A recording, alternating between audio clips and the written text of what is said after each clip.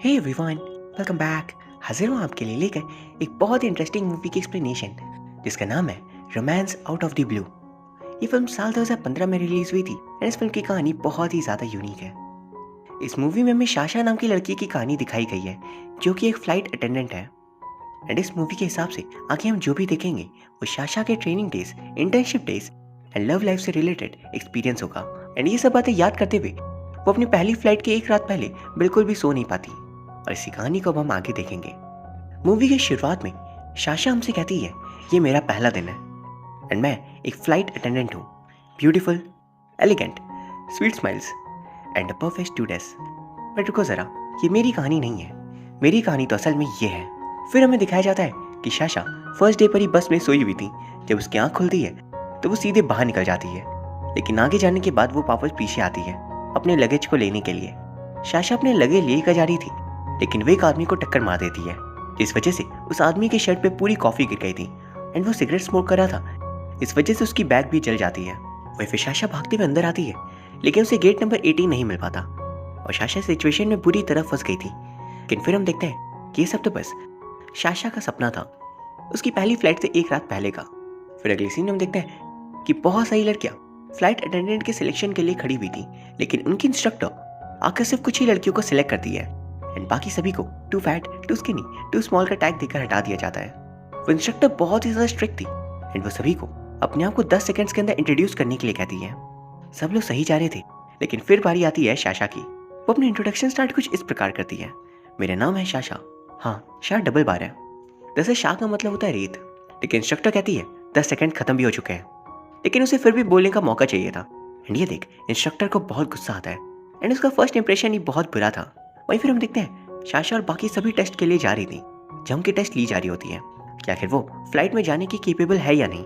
Sasha का performance काफ़ी हद तक अच्छा था, लेकिन अपने सारे टास्क कंप्लीट करने के बाद उसकी तबीयत खराब हो जाती है और उसे बहुत वॉमिटिंग होने लगती है। तभी उसके पास एक दूसरी जिया नाम की लड़की आती है और कहने लगती है अभी से तुम्हारा ये हाल है, क्या तुम इसमें सर्वाइव कर भी पाओगी?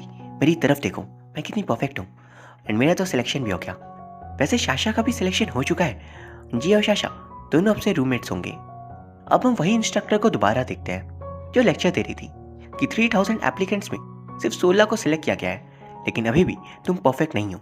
तुम सभी के पास 20 पॉइंट्स हैं और अगर तुमने उन्हें खो दिया then you are out of air. फिर अगले सीन में हम साशा को देखते हैं जो फिर दोबारा नींद से जागती है और इस पर टाइम था 2:45 AM। साशा अपने आप से कहती है मैंने ये सर्वाइव किया हुआ है, मुझे सोना होगा, कल मेरी पहली फ्लाइट है।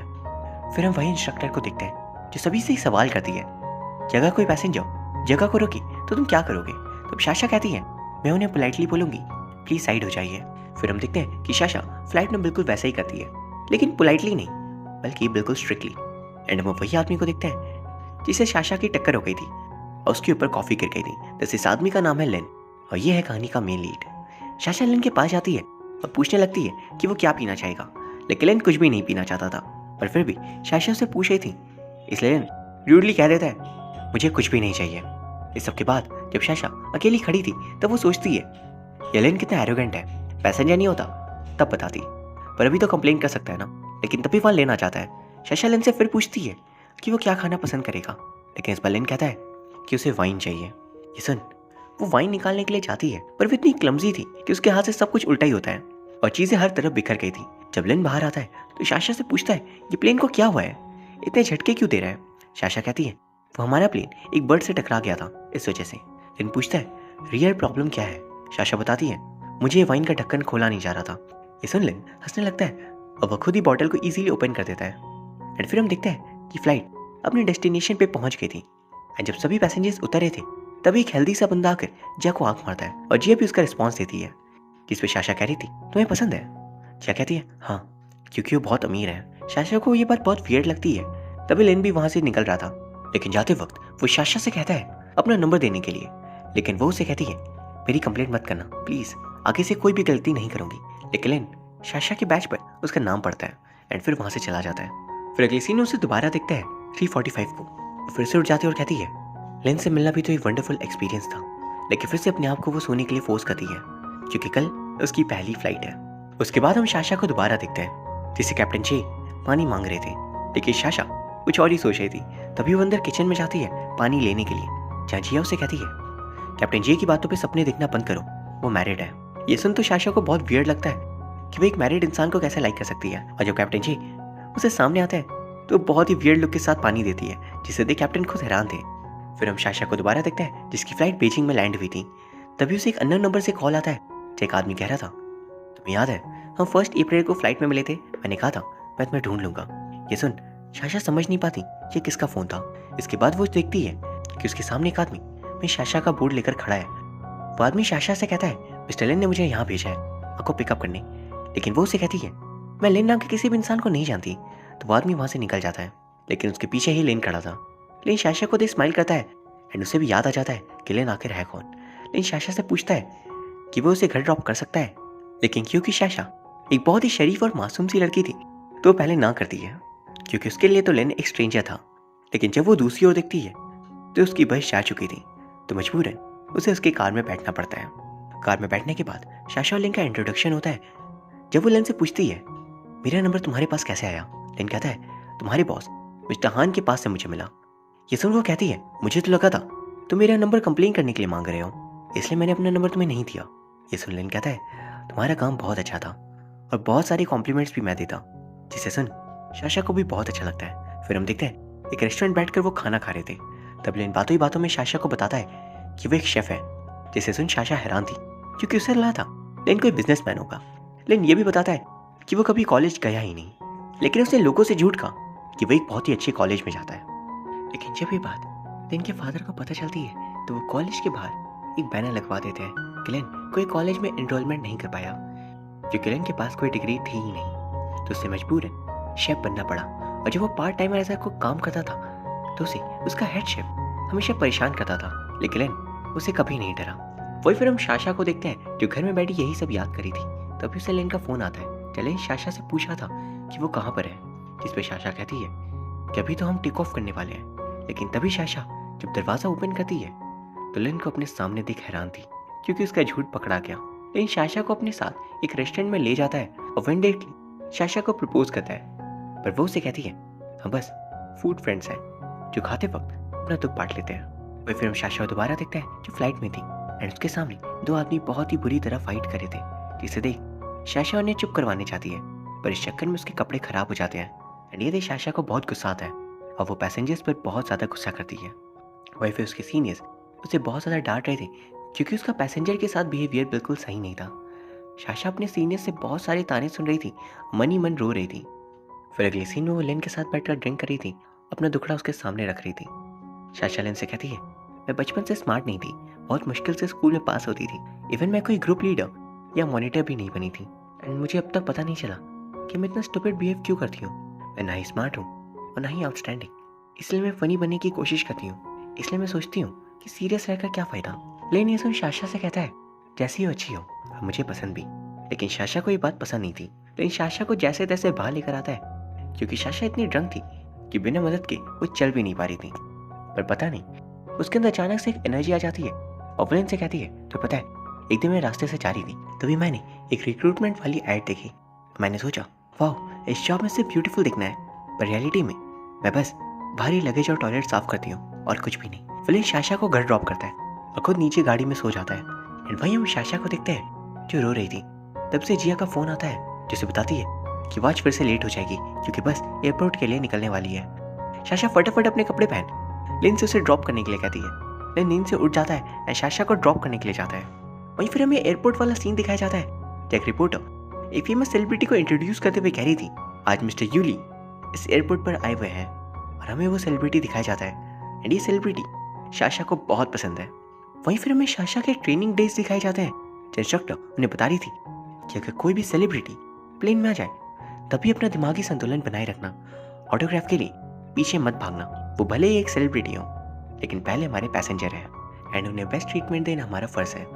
फिर हम साशा को देखते हैं जिसकी मुलाकात फ्लाइट में उसी फेमस सेलिब्रिटी से होती है, लेकिन उसका बिहेवियर ठीक ऑपोजिट था जो इंस्ट्रक्टर ने बताया था। वो सीधे यूली से उसका ऑटोग्राफ मांगती है, उसके साथ एक सेल्फी भी खींचती है और लिन को बताती है। साशा लिन से कह रही थी मुझे उसका नंबर भी चाहिए था, लेकिन लिन उनसे कहता है तुम्हें उसका नंबर क्यों चाहिए। साशा कहती है क्योंकि वो एक सेलिब्रिटी है, फेमस है। एंड तभी लिन कहता है उसका डिवोर्स भी हो चुका है। ये सुन साशा के होश उड़ जाते हैं तब लेन कहता है, एक नहीं बहुत सारे डिवोर्स, और तुम्हें वो पसंद है? सच में बहुत ही उम्दा चॉइस है तुम्हारी। तभी साशा कहती है कि मुझे हमेशा ऐसे लोगों पे क्रश क्यों होता है जिनकी शादी ऑलरेडी हो चुकी हो। जिस पर लेन कहता है, डिवोर्स होने में प्रॉब्लम क्या है, मैं भी डिवोर्स्ड हूँ। ये सुन साशा और शॉक में थी। तब लेन कहता है, बस सिर्फ एक ही बार, तुम्हें तो कोई फर्क नहीं पड़ना चाहिए। ये सुन वो कहती है, मुझे क्यों फर्क पड़ेगा, हम तो वैसे भी फ्रेंड्स हैं। ये सब बातें चली रही थी तभी साशा को हेडेक होने लगता है और उसे फीवर भी आ गया था। लेकिन साशा को हॉस्पिटल लेकर आता है और साशा को एक सलाइन चढ़ाया जाता है। लेकिन वहाँ पे साशा का बहुत केयर करा था, लेकिन साशा उसे अपने पास से जाने के लिए कहती है क्योंकि उसे डर था कि लेन भी बीमार ना पड़ जाए। लेकिन लेन उसे कहता है, अपना बैड लक थोड़ा मुझे दे दो। फिर उसे दोबारा देखता है जो यही सोच रही थी कि लेन उसकी इतनी ज़्यादा परवाह क्यों करता है, घर छोड़ना, खाना खिलाना, केयर करना और बहुत कुछ, लेकिन इतने अच्छे नेचर वाले इंसान का डिवोर्स क्यों हुआ, ये तो अनबिलीवेबल है। फिर हम साशा को देखते हैं जो कुछ दिनों बाद लेन को मैसेज करी थी। लेकिन जैसे मैसेज देखता है तो साशा से पूछता है कितने दिन वो कहाँ पर ट्रैवल करी थी, इतनी बिजी क्यों थी। तब लेन साशा को कॉल करता है कि वाकई घर वापस कब आ रही है। वो कहती है हाँ, लेकिन मुझे लीव नहीं मिल रही। फिर साशा घर जाती है और उसके सामने गिफ्ट पड़ा था जो लेन ने भेजा होता है और वो गिफ्ट साशा की हेल्प कर सकता था लीव के लिए। साशा ऑफिस में जाके कहती है मुझे टाइम ऑफ चाहिए क्योंकि मेरा लेग इंजर्ड हो चुका है। एंड इस बात पे साशा को लीव मिल जाती है। फिर साशा लेन के साथ अपने होम टाउन के लिए निकल गई थी। वो बहुत खुश थी क्योंकि इतने दिनों बाद उसे ब्रेक मिला है। तब लेन साशा को अपनी बचपन की स्टोरी सुनाता है और कहता है जब वो 8 साल का था तब उसकी मॉम की डेथ हो गई थी। उसकी मॉम बहुत अच्छी थी एंड जब उनके पास फैन खरीदने के भी पैसे नहीं थे तब मेरी मॉम मेरे लिए जैसे कैसे केयर करती थी। लेकिन एक दिन जब मेरी आँख खुली तो मैंने अपनी मॉम को देखा जो विदाउट एनी मूवमेंट सिर्फ स्माइल करी थी। लेकिन तभी मेरे नेबर्स ने बताया मॉम तो जा चुकी है और अब देखो मेरे पास पैसे तो हैं लेकिन मॉम नहीं। लेकिन ये भी कहता है कि जब मेरे पास बहुत पैसे आ गए थे तो मेरा दिमाग खराब हो गया, मैंने सब कुछ इधर उधर इन्वेस्ट कर दिया, इसका रिजल्ट था मैंने सब कुछ खो दिया, इसीलिए मेरी वाइफ ने मुझे डिवोर्स दिया। फिर हमें साशा की स्टोरी दिखाई जाती है जो ऑडियंस से कह रही थी जब मैं 3 साल की थी तब मेरे पेरेंट्स अलग हो गए और वो भी उनसे अलग, क्योंकि दोनों ने री मैरिज कर ली और मुझे ग्रैंड माँ के पास रहना पड़ा। मैं उन्हें बिल्कुल हेट नहीं करती थी पर डिवोर्स को बहुत हेट करती हूँ। फिर हम साशा को देखते हैं जो फ्लाइट में थी लेकिन उसे एक आदमी फ़ोन ना बंद करते हुए परेशान कर रहा था। उसे इस बात पे गुस्सा आता है और वो किचन में चली जाती है और अपना काम गुस्से से ख़त्म करती है। एंड फिर बाद में बाहर निकल कर उस आदमी को गुस्से भरी नज़रों से देखती है, जिसे देख वो फ़ोन बंद कर देता है। फिर अगले सीन हम देखते हैं कि प्लेन में एक आदमी की तबीयत बहुत ज़्यादा ख़राब हो गई थी और वो ज़मीन पर गिर जाता है। वहाँ के हेड ये नोटिस करती है और सिचुएशन को कंट्रोल करने की कोशिश भी। तभी हमें साशा के ट्रेनिंग डेज दिखाए जाते हैं जब मेडिकल इमरजेंसी की ट्रेनिंग दी जा रही थी। लेकिन साशा को नर्व काउंट समझ नहीं आ रहे थे इसीलिए उसके -3 पॉइंट्स हो जाते हैं। फिर हमें दोबारा फ्लाइट का सीन दिखाया जाता है जो उस आदमी की हालत और ज़्यादा ख़राब हो रही थी, लेकिन उस आदमी के तो पल्स ही नहीं चल रही थी, इस वजह से उसे CPR देना पड़ता है। साशा और बाकी सब बहुत ही ज़्यादा मेहनत करे थे उस आदमी की लाइफ को सेव करने के लिए, लेकिन पल्स चल ही नहीं रही थी। पर वो हार नहीं मानते एंड एंड तक ट्राई करते हैं। उस आदमी की हार्ट बीट चलने लगती है और उसे ऑक्सीजन दे दिया जाता है।